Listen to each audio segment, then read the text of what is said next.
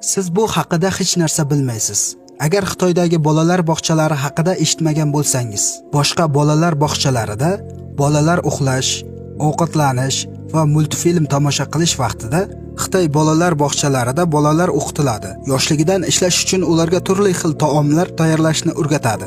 Ular o'zlari kir yuvishadi va o'zlari tozalashadi. Bundan tashqari, ular turli xil ko'nikmalarni o'rganadilar.